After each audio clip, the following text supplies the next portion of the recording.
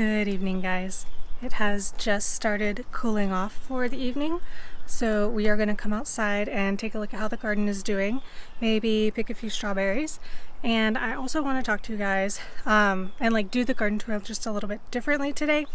Today I want to go through kind of the plan that I had for the garden versus what is actually going on in the garden, because let me tell you, plans have changed, not just a ton, but definitely things look different than I thought they would when I did that planning session with you guys live on YouTube back in, I think it was January now. So here is kind of an overview of that plan that we made together if you were there live in January. And you can definitely see a lot of these things might look familiar to you, but we're going to go through kind of row by row and compare and contrast the plan to the actual garden that you're seeing in front of you. So very first thing, usually we come over here and talk about this arched trellis right over here, and this trellis actually was not even on my plan for this year. It came about after I had made that plan with you guys, and currently planted on it are these scarlet runner beans, which I've just noticed are starting to flower for the very first time. I bet these are going to be so beautiful when they open up. But I should have a few different plants of this on here. And I think since I decided to do this arch, I've been pretty consistent with the fact that I do want scarlet runner beans here. But like I said, this was kind of on the fly. I had this extra trellis from the berry patch. I redid the trellis over there, and this panel had been over there, and I took it out and I had extra panel all of a sudden, so I decided to put it here and try to make a beautiful archway to my garden, because you can see I have the stairs down to the street over there. I only count 4 plants on it right now, but hopefully we can get just a couple more than that, especially because these are perennial beans. So theoretically, I'm hoping that this trellis gets really leafy and covered in vines and then comes back year over year. I do also want to show you guys this plant. I have had this for a while, but it hasn't been in videos because it has been being babysat by a friend with a greenhouse. And I finally brought it back over here because it's going to be warm enough outside for it. This is a bay laurel. This is where we get bay leaves from. And now that you know that, you probably really recognize the leaves. But all of this lighter green stuff is new growth. And I'm looking forward to actually being able to grow this spice. I think this plant will need to go back in the greenhouse every winter, but I'm cool with that. I don't need it to get to be huge. I don't need that many bay leaves. I'm hoping it will get to be like just kind of a small bush that I continually trim back. Alright, so moving on to this side of the garden, this section right here next to the sidewalk. I did have in my plan that I was going to do some edible ground cover. I had specifically put strawberries and oregano in here, and I backed down from the oregano because I got worried after reading that it might be a little too aggressive. So I do just have strawberries here and some other random things planted in here that are not ground cover, for example this turmeric right here. And then down the line I have let's see what I have. I definitely put this plant in on purpose. I had to look back at my notes, but that is definitely skullcap that I put there. Farther down I have a baby yarrow plant. This was sent to me by the same viewer who sent me that yellow strawberry and the black turmeric and all of those things. So this one I thought it might have died because it got so hot and it kind of died back a little bit, but it seems to be coming back. So that is also in this side row.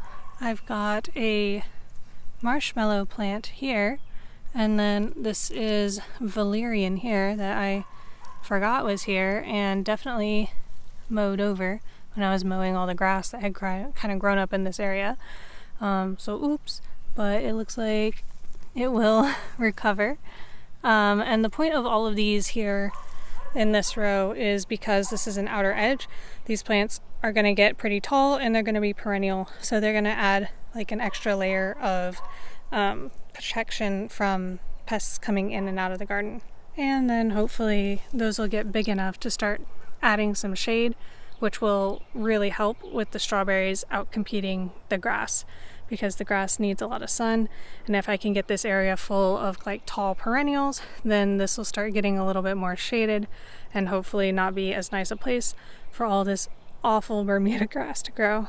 All right, let's move on to this first trellis row. This is and always has been my tomato row, and I think this one is probably almost exactly according to plan. We've got tomatoes all along here. I've got some blue cocoa pole beans coming up around here, and interplanted are some basils as we go down, as well as the row of garlic, if you'll remember, which has been right underneath the trellis this whole time. Here's one of them right here, and those will be ready to harvest somewhat soon. I haven't really started seeing them dying back, but should be about another month now, I'm expecting, on these garlic.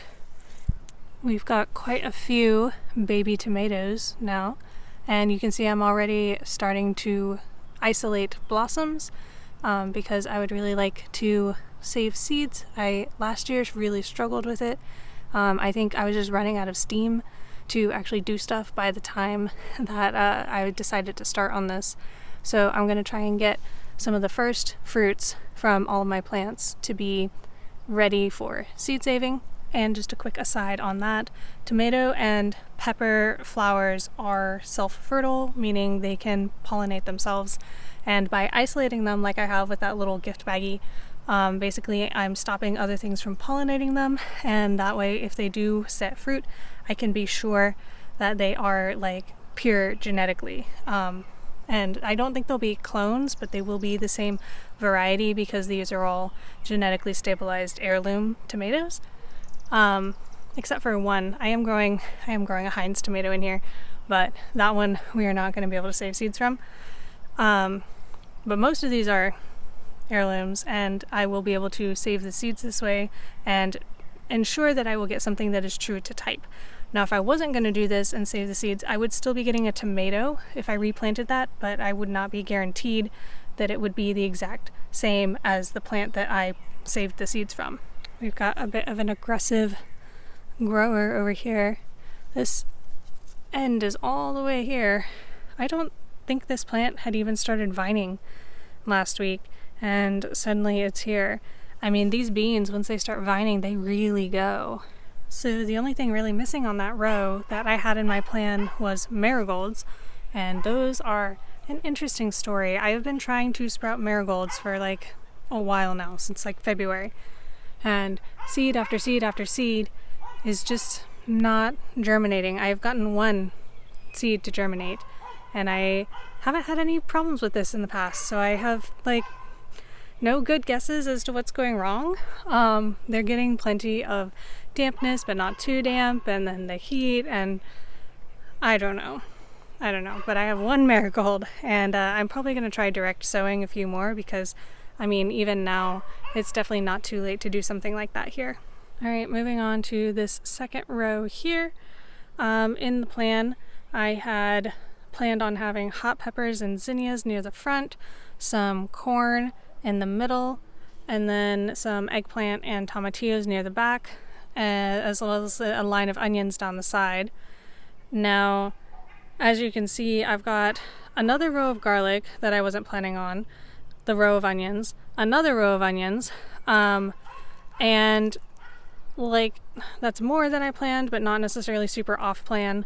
What is more off plan is the fact that the corn is not going to be in this row at all, but it's actually going to be the back of that row over there. And I do have kind of the sweet peppers here, hot peppers more back there, interplanted with some eggplants kind of all the way up. But the zinnias are still here in this row. I've got one blooming right here to show you actually. And I've actually started noticing some that have self-seeded. This is a little baby zinnia right here. So we're gonna have a few more zinnias coming up soon. It is also finally time to pull the fava beans off of these plants. The pods are black and dry, and then the beans just pop right out, just like that. And these will go in the cupboard for eating kind of later after all the fresh eating season is mostly over. I also want to point out that I do still have some lettuces in here.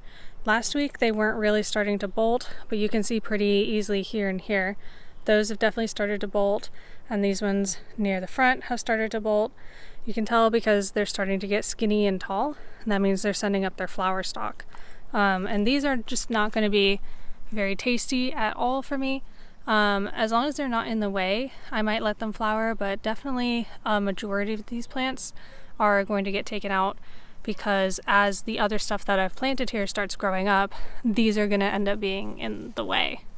I also wanted to show you guys right down here. This is one of those eggplants that I put in, and it had exhibited some of that curling, especially you can see like here, this leaf not looking so hot, but this leaf, this is a newer leaf, that leaf looks perfect. Like look at the health and shape of that leaf versus some of these other ones that are older.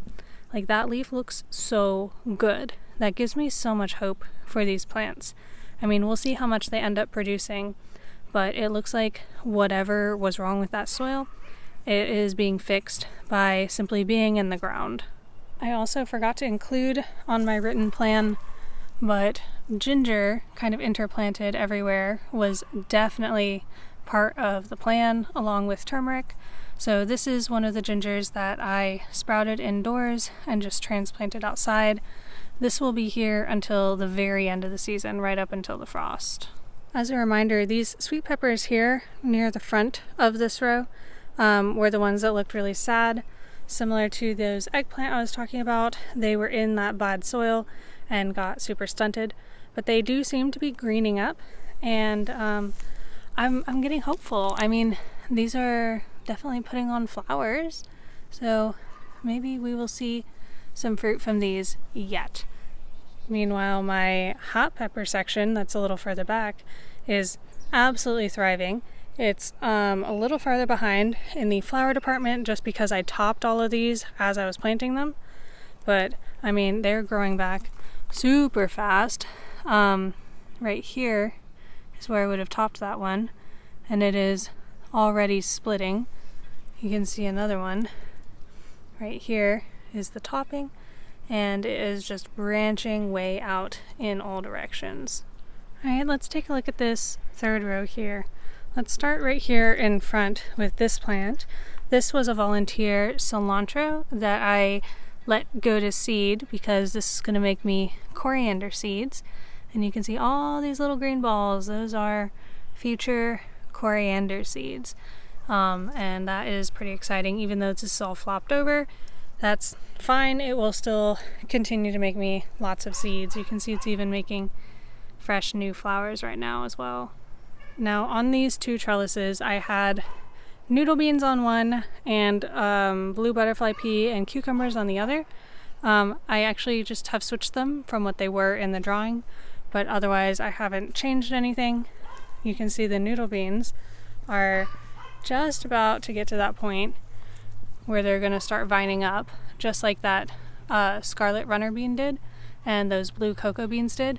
They will go from these little bushy things to like 2 feet tall in like a week. It'll be really drastic.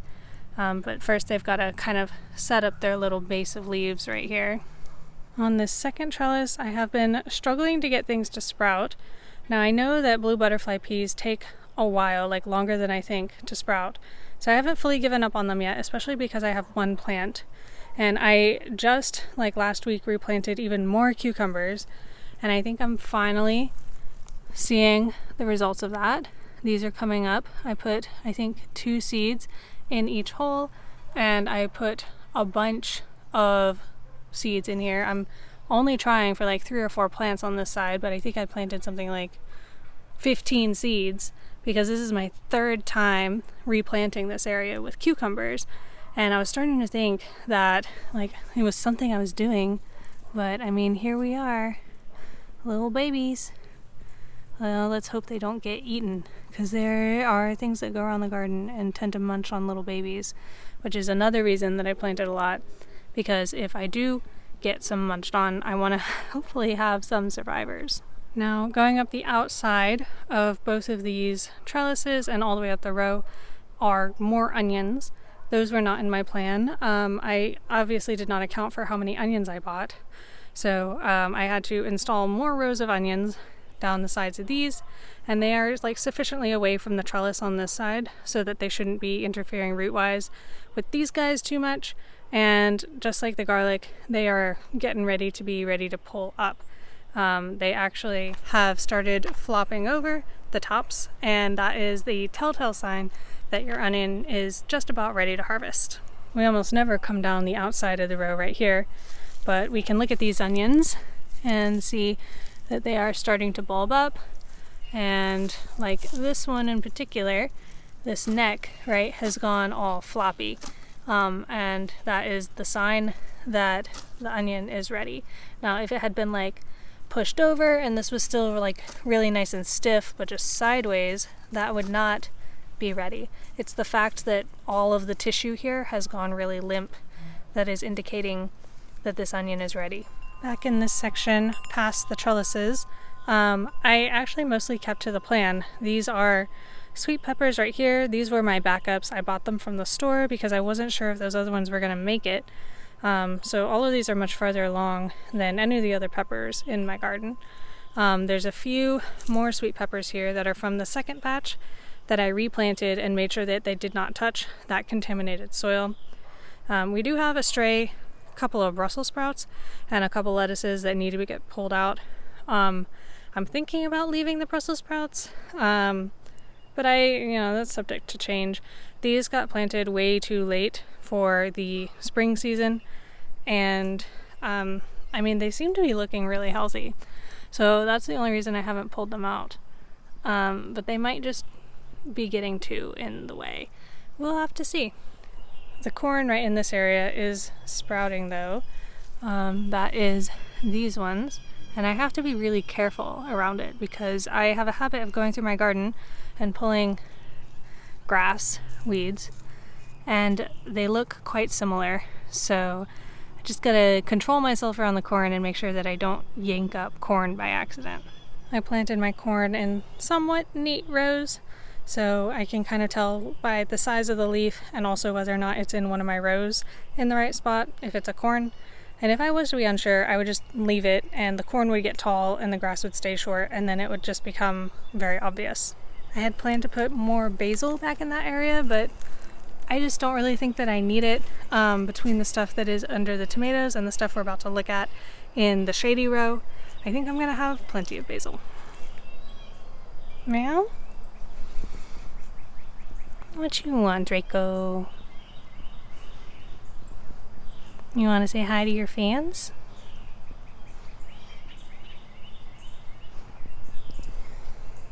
This last row looks maybe the most different out of all of them.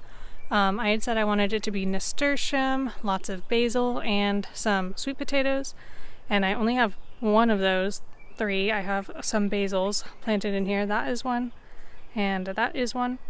But mostly we got some reseeded cosmos in here. There's a few lettuces in here, some remnants of romaine from the spring garden, and there's some garlic in here that I hadn't intended on having, but I just had to plant more garlic. There's also a section of onions up here that I almost never talk about. Granted, they are usually like hidden in the weeds, so sometimes I forget they're there. I was like pulling weeds in that area the other day and I was like, oh yeah, there's onions here. I did plant a perennial black cohosh or koshosh, not sure how to say it, but that's back there right by that white tag, and so that will be there for a very long time. And most of this is weeds. Like almost everything you see that's not a flower or garlic is a weed, but we do have some lovely flowers back here, and I'm not entirely sure what I'm doing with this area. I struggled to get nasturtiums to sprout, so I'm not even sure I'm gonna have nasturtiums this year. And sweet potatoes went in one of my raised beds, so what to put here, still kind of up in the air. It's hard to get things to grow really fast here just because it is so shaded out by this tree. But we'll figure something out. Maybe we'll put some more like shade-loving perennials in this row, because I've noticed this is my neglected row. This is the row I don't really want to be working in. And I don't really know why, because it's the shadiest. But I think something about the soil over here is just a little rockier. Oh, and how could I forget? The roots of this tree are like so thick and they're everywhere in this row. And so digging to plant something bigger is like pretty rough, pretty strenuous. So yeah, a bunch of those things are keeping me from really utilizing this row to its fullest, but I would like to see it used efficiently. Oh, I love that these cosmos self-seeded. They are just gorgeous, and I wasn't planning on growing them this year again because I had trouble with them last year, and they're just here now, being beautiful with absolutely no work from me. So I'm not going to be mad if they just do this every year. Here at the back we've got some more fava beans that need to be harvested, and I might as well leave the plants even if I'm pulling all the beans, and it seems obvious that they're not going to make more because I think they might still be fixing nitrogen beneath the soil. Not 100% sure on that one, but I'll leave them here until I need the space because the earth likes to be covered anyway, and I'd rather them be covered with fava beans than other weeds. And the other thing I didn't plan for was these poppies. These beautiful grape poppies also reseeded themselves, and I am so glad they did because I tried to seed them myself and they just didn't take. But I mean, you can see all of these have already flowered, but we've got a few here. Like, look at that. Isn't that just the prettiest flower you've ever seen? Look at that. Gorgeous. I love these purple poppies. I hope I can have them in my garden every year. My first step towards making this row perennial, I did put in this blueberry bush last year, which is finally starting to have ripe blueberries on it. Look at that. And I do have a couple of walking onions back here. I'm getting more mailed to me this fall, so I'll probably start putting walking onions in this back area where they can kind of just take over and do whatever they want. These blueberries are pretty sweet. I'm so excited to finally have blueberries this year. I've been trying and finally it's working out. Something else I did not include in my plan was how all of this would literally take shape. I did not even have these ideas in January.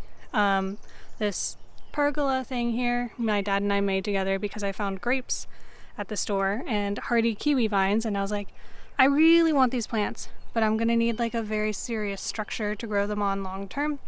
And so we decided to build this together out of old decking scraps. And if you're interested in the like how that happened, there's a video on my dad's channel called the Red Truck Woodshop, where we show in detail the process of making this thing.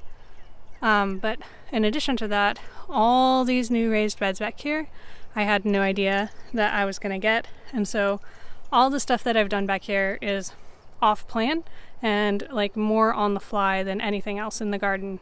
In this planter here at the front, I've got a couple of cucumbers and they don't look great. I gotta be honest, they're pretty pale, and I am just now realizing that this is that same soil. Like, it was a different bag, but I bought them all at the same time. They were off the same pallet. I think this soil is just absolute crap, and I don't know if it's this like particular batch or this brand as a whole, because I haven't bought this brand before. But I'm just like very disappointed in how everything is going. I might try adding some compost on top of those and see if they recover, but I mean, yeah, my hopes aren't super high. I'm gonna try and keep my expectations like realistic for the recovery of these cucumbers. All in here, I would say not a lot is changing. We do have leaves on the turmeric, which are absolutely gorgeous. And the marshmallow, this is a marshmallow and this is a younger marshmallow, seem to be doing pretty good. This tiers raised bed, really fluffed out this time of year. I mean, we've got all of the carrot flowers with a little bee. Look how cute. And a silverfish over there, not quite as cute.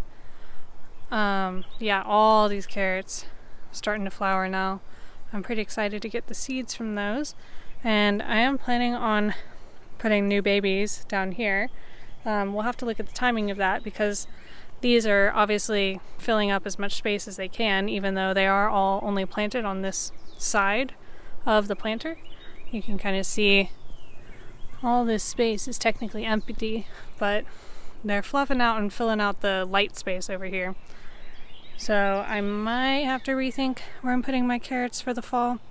We'll just play that one by ear.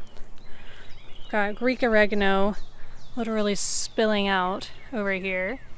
And same with the lemon thyme here on the bottom. Just absolutely overflowing. And here we have my most common garden pest, probably sitting directly on top of a plant, Miss Cada. But she's such a good girl, we forgive her. This raised bed is filling out pretty quickly too. It is the ube and the sweet potatoes. You can kind of see some of the different leaves here, ube versus sweet potato. They're very similar, but just a little different. And this entire bed is going to be like overflowing. Like the vines, I'm sure, will just like start taking over the yard by the end of this summer. This raised bed with the potatoes that we've been keeping up with, I also just planted my evening primrose. This is another one of those plants that I got from the native plant sale and just didn't have time to plant out until this week. So that's in there with the Jerusalem artichoke, aka sunchoke, which I'm hoping will be like perennial and kind of replace potatoes in this area because I don't want to have to be planting that every year. This bed of potatoes, I just this week, you can see I mowed my lawn nice and flat, and I put a lot of the clippings on here to kind of keep mounding these up because these are indeterminate potatoes. We're getting closer to the top edge, but I could definitely still do another layer yet on these. Although they are getting close to being done, you can see they're starting to die off a little bit. A couple of them flowered. So we should see pretty soon kind of a massive die-off of the foliage, and that will mean that the potatoes underneath are ready to start pulling. Now I have been watching like this curling that I see going on. Again, I think it's that same bung soil, like just absolutely messing with my entire garden out here. These are a nightshade, so they would show that damage in this way, this curling. So, I mean, they're doing okay. Like, they're definitely not dying, but I think potatoes could be healthier. And I will definitely still get a harvest from this. And then we'll try again next year and hopefully not have the same problem with the soil. And then, of course, there's the berry patch. We've got some of my bigger blueberry plants over here with maybe some little ripe blueberries. This particular plant seems to have its ripe blueberries kind of shriveling, and I'm not quite sure why, because it's been in the ground long enough to definitely be getting enough water. Plus it rains here like all the time right now. We've gotten like multiple inches just over the past few days, so I don't know what would be causing them, the ripe ones, to shrivel up like this, but these other plants are not having that same issue. We've got plenty of beautiful berries ripening on here. We've got even more if we come all the way over here. And this one is like getting pretty big. None of these ones are fully ripe yet. Ooh, I just saw this big one right here. This one looks like absolute perfection. Look at the size of it. Look at that color. Oh, love that. As far as the strawberries in this area, they are definitely slowing down.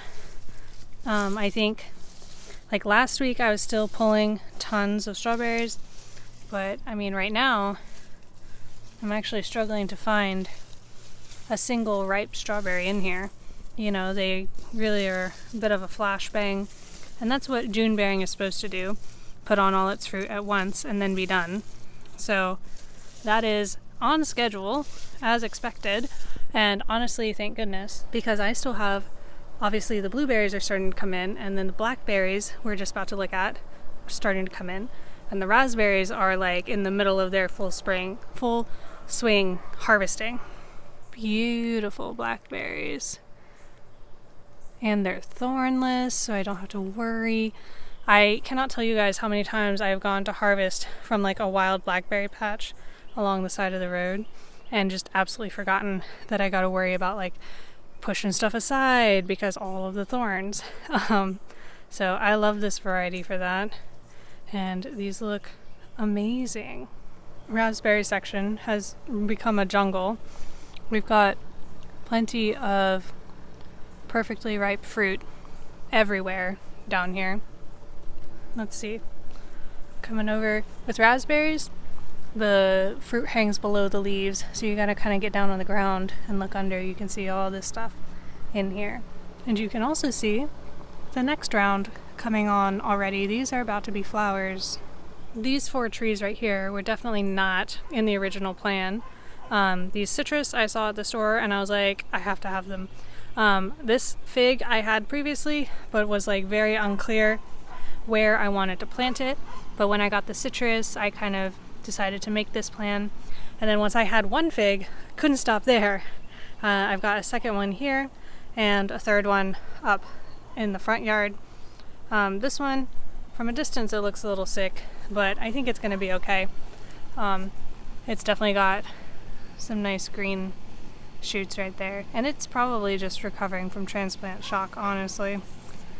This elderberry up here was definitely not a part of the original plan either, but my friend had an elderberry tree that had a bunch of suckers on it, and so I decided on a whim to take one, and here it is. Look at that, making lots of little new growth up here. Pretty excited to have this here this year, and this is my second fig that I was telling you about. It seems to like the shade actually a little bit better than the sun. Oh, hello, Kata. So I will have at least one of the two if the other one doesn't quite make it.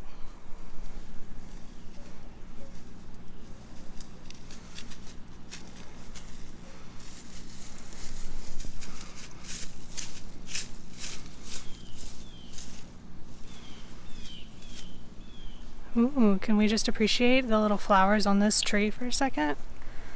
I rarely get to see these because they're here and gone so fast. Ah, look at that. There are so many more. Oh, like little fairies living in a tree. I don't know what this type of tree is called, but it's the one that's got the leaves. These will flatten out into like these little flat fern things. They're really soft. I like them a lot. There goes the cat. But yeah, look how pretty that is. Alright guys, well that concludes our tour for today. If you want to check out other tours, I will have a playlist up here. You can catch up on this year, you can catch up on previous years, and I hope that this whole tour of how plans have changed, and that's okay, is really encouraging to you. I know as a new gardener you can feel like if things don't go as planned then you're failing, but you are not failing, you are just changing your mind, and that's okay. So thank you guys so much for watching, and until next time, happy gardening.